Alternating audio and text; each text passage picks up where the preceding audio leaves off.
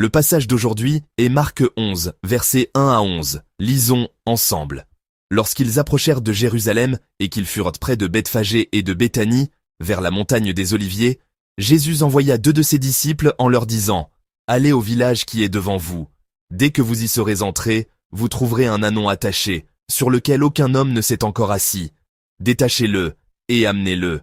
Si quelqu'un vous dit « Pourquoi faites-vous cela ?» Répondez « Le Seigneur en a besoin. » Et à l'instant, il le laissera venir ici. Les disciples, étant allés, trouvèrent l'ânon attaché dehors près d'une porte, au contour du chemin, et ils le détachèrent. Quelques-uns de ceux qui étaient là leur dirent « Que faites-vous? Pourquoi détachez-vous cet ânon ?» Ils répondirent comme Jésus l'avait dit, et on les laissa aller. Ils amenèrent à Jésus l'ânon, sur lequel ils jetèrent leurs vêtements, et Jésus s'assit dessus. Beaucoup de gens étendirent leurs vêtements sur le chemin, et d'autres des branches qu'ils coupèrent dans les champs. Ceux qui précédaient et ceux qui suivaient, Jésus criait « Hosanna, béni soit celui qui vient au nom du Seigneur. Béni soit le règne qui vient, le règne de David, notre Père. Hosanna dans les lieux très hauts. » Jésus entra à Jérusalem, dans le temple.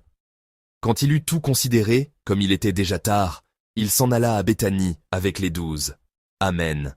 Chers frères et sœurs en Christ, ce chapitre 11 de l'évangile de Marc que nous avons lu ensemble aujourd'hui peut être considéré comme un passage qui montre un changement important, un tournant majeur dans le ministère de Jésus. Jusqu'à présent, le Seigneur avait mené son ministère principalement dans la région de Galilée, en dissimulant son identité. Il a ordonné aux démons de se taire et a demandé aux personnes guéries de ne pas divulguer ce qui s'était passé. Cependant, en arrivant à ce passage d'aujourd'hui, une atmosphère totalement différente de celle du Seigneur jusqu'à présent se déploie. C'est parce que Jésus ne se cache plus. Au contraire, il pose des actes qui révèlent intentionnellement qui il est. On peut voir cela comme un signe que le dernier voyage du Seigneur vers la croix a commencé. C'est précisément ce changement qui se manifeste concrètement dans le texte d'aujourd'hui. Par conséquent, le passage d'aujourd'hui n'est pas simplement une scène où Jésus entre à Jérusalem, mais peut être considéré comme le moment où commence le dernier voyage vers la croix. À travers cette scène, nous voulons méditer ensemble sur le type de roi que Jésus est en entrant à Jérusalem, et sur l'attitude que nous devrions avoir pour accueillir ce roi. Tout d'abord, lisons à nouveau à l'unisson les versets 1 à 3 du chapitre 11 de Marc. Lorsqu'ils approchèrent de Jérusalem et qu'ils furent de près de Bethphagée et de Béthanie vers la montagne des Oliviers, Jésus envoya 2 de ses disciples en leur disant « Allez au village qui est devant vous. Dès que vous y serez entrés, vous trouverez un ânon attaché, sur lequel aucun homme ne s'est encore assis. Détachez-le et amenez-le. Si quelqu'un vous dit « Pourquoi faites-vous cela ?»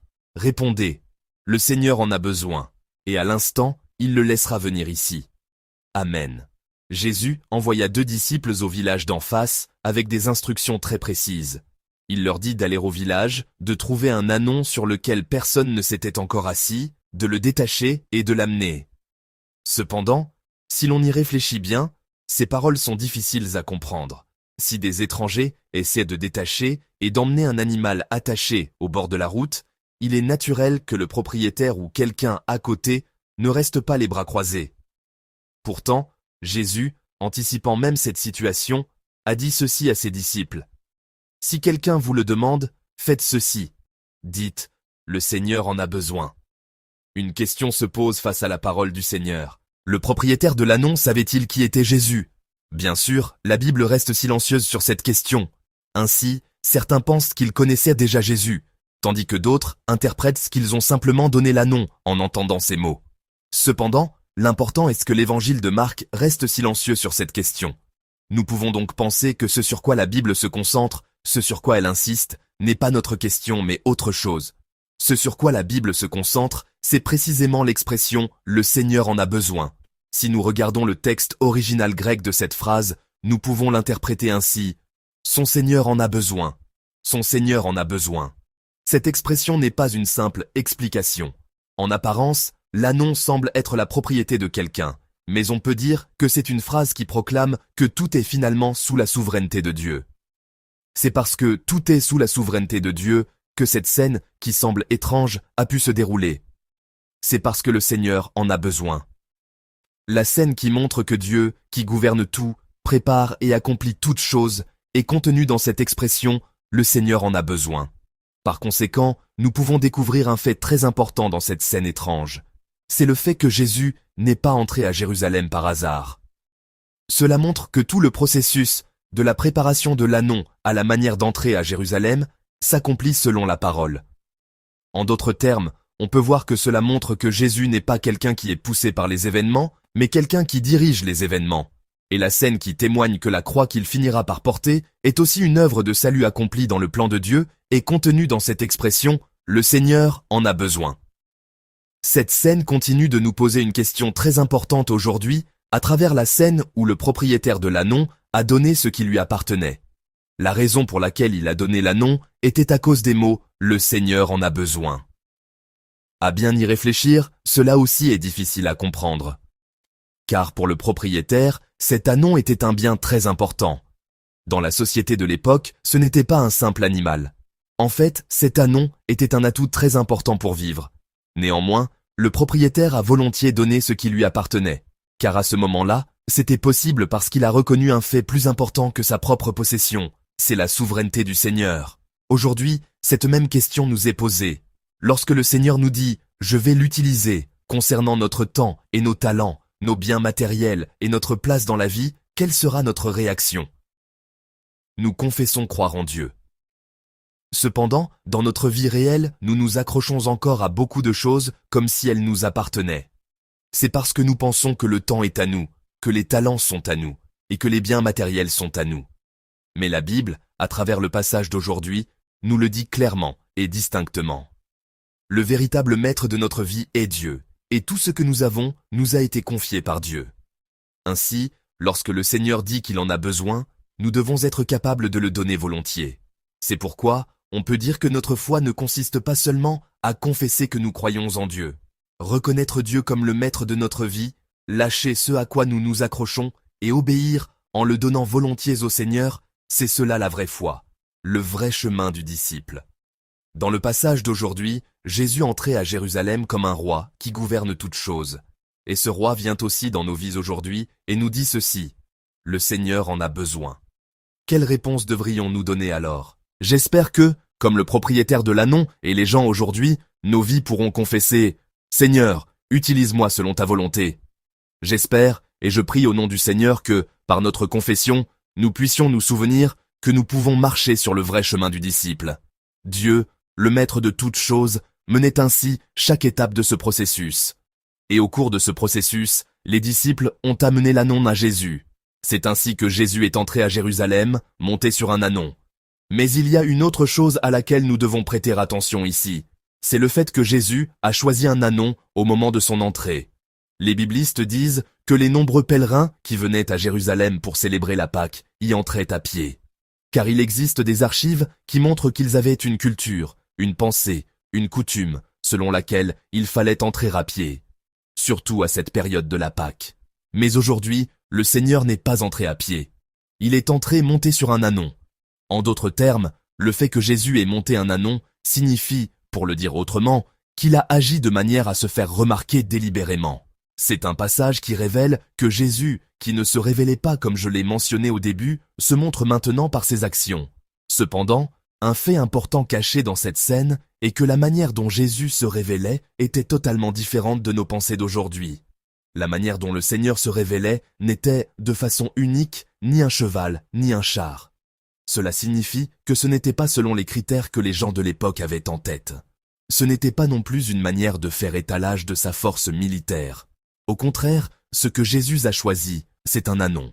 Ce jeune annon, un animal petit et modeste sur lequel personne ne s'était encore assis, apparaît dans la scène de l'entrée du Seigneur. Ainsi, le Seigneur est entré à Jérusalem en tant que roi, mais comme le dit le livre de Zacharie, chapitre 9, verset 9, il est entré à Jérusalem en tant que roi humble.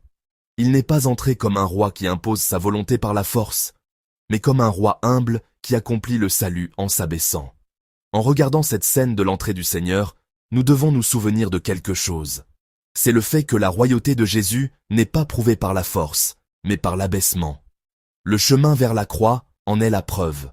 Jésus, en entrant ainsi à Jérusalem, n'a pas immédiatement pris le pouvoir. Il n'a pas montré une image de roi. Il n'y a pas eu non plus d'incitation à la foule pour provoquer une révolution. Au contraire, il a avancé silencieusement vers la croix. C'est ainsi qu'il est devenu roi en donnant sa propre vie. Mais quelle était l'attitude des nombreuses personnes, des disciples, qui regardaient cette scène de l'entrée du Seigneur? Le verset 8 dit que beaucoup de gens étendirent leurs vêtements sur le chemin, et d'autres des branches qu'ils coupèrent dans les champs, et c'est ainsi qu'ils ont accueilli le Seigneur. Et au verset 9 et 10, ils ont crié ceci: Hosanna, béni soit celui qui vient au nom du Seigneur, béni soit le règne qui vient, le règne de David, notre Père. Hosanna, dans les lieux très hauts. Amen. En apparence, cette scène de louange du peuple semble si belle. Mais nous ne devons pas nous laisser tromper par l'apparence de la louange de la foule, car dans les paroles qu'ils crient se cache leur véritable attente. Le règne de David, en d'autres termes, ils avaient à l'attente que Jésus restaurerait le royaume politique, qu'il repousserait Rome qui dominait l'époque et rétablirait la gloire de David, montrant ainsi l'image du Messie. L'image du vrai roi qu'ils désiraient n'était en fait pas le chemin de Jésus, mais la restauration politique, la restauration d'Israël. C'est pourquoi ils ont crié « Hosanna ». Mais Jésus n'est pas entré de cette manière, car l'image du royaume de Dieu dans lequel Jésus entrait n'était pas un royaume de ce genre. C'est parce que ce que Jésus voulait détruire n'était pas l'empire romain, mais le pouvoir du péché et de la mort en nous. Jésus n'est pas venu sur cette terre pour satisfaire les attentes nationalistes du peuple, mais pour sauver les pécheurs. C'est pourquoi Jésus ne s'est pas laissé influencer par les attentes de la foule qui criait au règne de David. Au contraire, monté sur un ânon, il avançait humblement, silencieusement, pas à pas, vers la croix. Chers frères et sœurs, c'est pourquoi, dans cette scène, la même question se pose à nous. Pour quelle raison accueillons-nous Jésus? Pourquoi célébrons-nous le culte? Peut-être disons-nous que nous accueillons Jésus comme roi, mais en réalité, nous devons examiner nos vies pour voir si nous ne le considérions pas comme celui qui réalisera mes attentes. Bien sûr, nous pouvons venir devant le Seigneur avec toutes ces choses, avec ses attentes. Ce n'est pas une mauvaise chose. Mais ce qui est important, c'est la question de savoir si nous pouvons encore le reconnaître comme roi lorsque Dieu n'agit pas de la manière que je souhaite. Comme nous pouvons le confirmer à travers le passage d'aujourd'hui, Jésus n'est pas venu sur cette terre de la manière que nous pensions. Jésus est venu comme un roi humble. Et au bout de ce chemin, il y avait la croix. Par conséquent, suivre Jésus ne consiste pas seulement à se tenir dans les moments d'acclamation. Nous devons nous souvenir qu'il faut accepter jusqu'à la manière dont Jésus marche. Se souvenir que marcher ensemble sur le chemin que le Seigneur a pris, le chemin de l'abaissement, le chemin de la croix, le chemin du renoncement à soi-même, est la véritable voie du disciple. J'espère que nous tous, en nous souvenant de la venue du Seigneur, pourrons suivre le chemin qu'il a emprunté. Je prie au nom du Seigneur que vous et moi puissions voir le Seigneur qui est le vrai roi, et non celui qui est venu sur cette terre pour satisfaire mes attentes et suivre la volonté du Seigneur. Maintenant, je vais conclure le message.